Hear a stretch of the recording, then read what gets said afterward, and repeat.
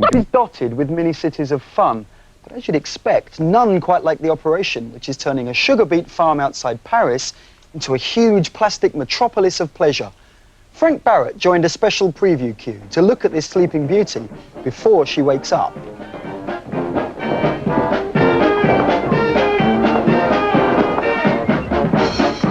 In case you hadn't noticed, Euro Disney is coming.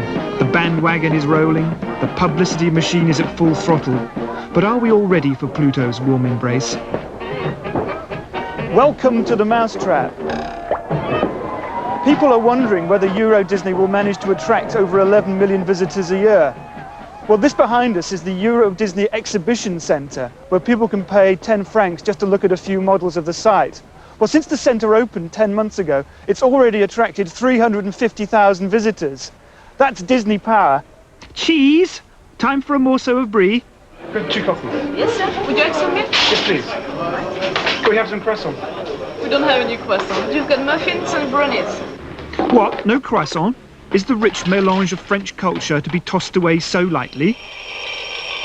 This is the powerhouse of the Disney empire, the retail entertainment area, as they call it. We know it as a shop. Try getting your children out of here in a hurry. In Mickey's Magic Kingdom, money talks. Dreams have their price. With 5 months to go until opening day, admission tickets are already being sold. £20 for adults and £15 for children. At Disney, it seems, children quickly become adults. Yeah, how do you define a child? How old is a child? It's up to 9 years old. 3 to 9? From 3 to 9? 3 years old. So after 9, a child is an adult? And adults, of course, can quickly become children. Naturally, children shouldn't be let out alone without an escort. Travelog and News Round, press escorts. Alone? You're kidding. Bearing in mind that there are Disney parks in Florida, Los Angeles. This is why Disney doesn't need to spend very much money on advertising. You hold an event like this and the world press turns up.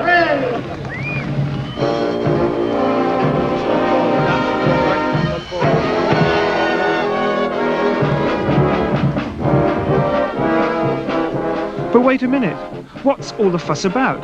The world's press has come not for the opening, but to look at, well, a building site.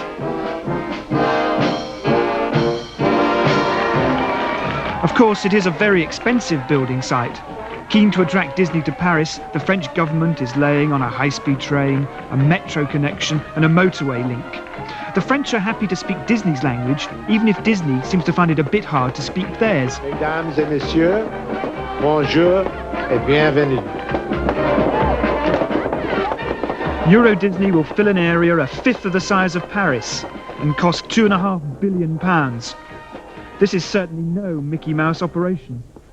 It's obviously a huge project. As you probably know, it's a 22 billion franc project and therefore carries with it a fair amount of risk.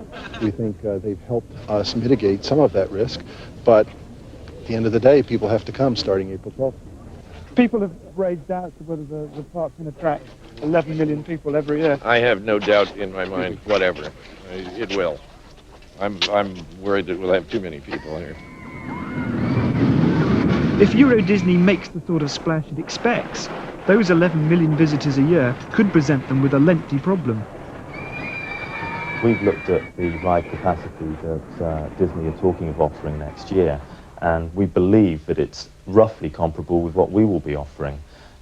So when you actually take 6 times as many projected visitors, they are going to have a problem, I think, with queuing.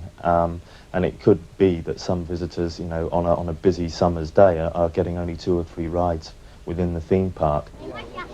But in the wonderful world of Disney, you don't have queues, you just have pre-entertainment areas. Every time we've done another project, we've learned our lessons from the past. We've obviously made mistakes. We try to identify what they are. I will say categorically, this is the best that we've ever done by far. In the country that gave us Molière and Monet, the advent of Goofy and Donald Duck strikes some people as cultural imperialism. For a Disney view, why not ask an Imagineer? First of all, they're wrong. What we're bringing here is a European park. It has those things that will appeal to Europeans, including the American things, but it's a lot of European here. We've changed how we're going to handle our food. And I think that once the people get into the park and experience the park, they'll realize that this is anything but cultural imperialism. Meanwhile, over by the female pumpkin, the Disney boss has no worries. Bringing American ideas to Europe is wonderful because most of our ideas in America are European ideas. And we don't consider that European imperialism, we consider that historic education. But it's not cultural imperialism that worries rival tourist attractions. It's the pulling power of Disney. If Disney takes 11 million visitors next year, what will happen to theme parks like Efteling in the Netherlands and Legoland, which have spent a lot of time and money on building success? And in France, where a number of theme parks have gone under, Disney is already casting a shadow. Can Futuroscope in Poitiers live in harmony with the mouse? The market can be divided into portions. I'm sure of mine. Maybe they will take a little bit of my expansion. I mean, instead of expanding, the Futuroscope maybe will be flat for 1 or 2 years. But afterwards, I'm sure we shall succeed. I believe that in certain quarters there is just a little bit too much of a laid-back attitude about Disney. I don't believe they appreciate fully that it's going to be a quantum leap in terms of people's expectations. People will see at close hand a whole new set of quality standards that are being set. We feel, within not just Alton Towers but the Tussauds group of which we're a part, that we can offer quality of the same standard, but there are an awful lot of places that I think will fall below that, and then I think that the visitor will actually vote with their feet. I think that it depends on how we meet the competition. If we're all going to sit around and wring our hands and whinge about it, of course we're not going to be able to meet the competition. But if we go out there and try and do something about it, then that's a different matter. And I assure you that the British Tourist Authority and the English Tourist Board, for which I speak, are not going to sit there wringing hands. We will give the industry all the help we can get. But maybe it's the visitors who will need that help next year to afford a room at one of the resort's 6 hotels. If people do decide to come here next summer, will they have to give up their usual fortnight in the sun? I don't think Euro Disney will take business away from us. I think people will come to Euro Disney as part of their main Eurocamp holiday, come here for, say, a few days, and then go off elsewhere for a week or 2 weeks elsewhere in Europe. Well, some of the prices that I've seen are at the top end of the range, and I think for a family it will require quite a large budget to get the best out of it. However, the magic of Disney, I think, will perhaps transcend a lot of those price considerations.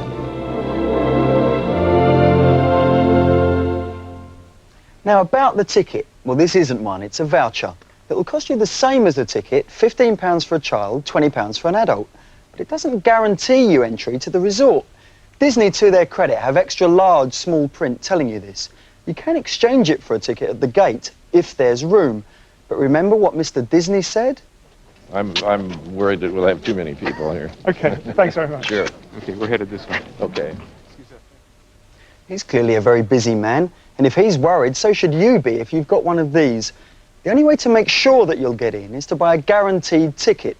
The general rule of thumb is that if the operator you buy your ticket from in some way uses the Euro Disney logo or copyrighted Disney pictures or characters, then your admission should be guaranteed.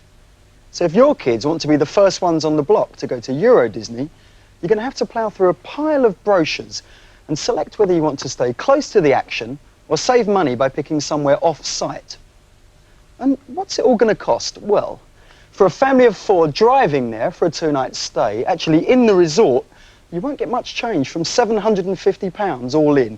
The same family could fly there for 2 nights for around £1,000. Perhaps they ought to remember that they could go to Florida for a fortnight for a bit more than double that. Our advice regarding Euro Disney's opening in April is, as independent travellers, it's perhaps best to avoid the almost guaranteed rush. In other words, let the ticker tape settle.